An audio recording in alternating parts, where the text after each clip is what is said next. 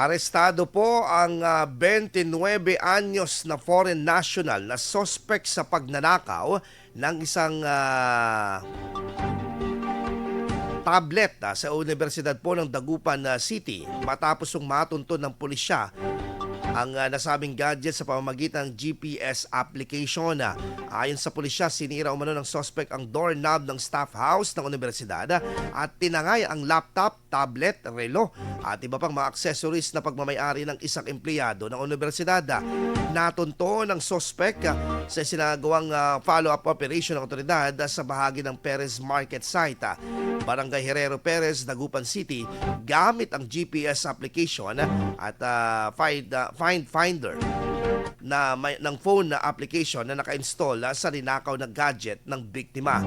Inihanda na ang mga kaukulang kasong isasampa laban sa nasabing suspect. IFM News. IFM News. IFM News.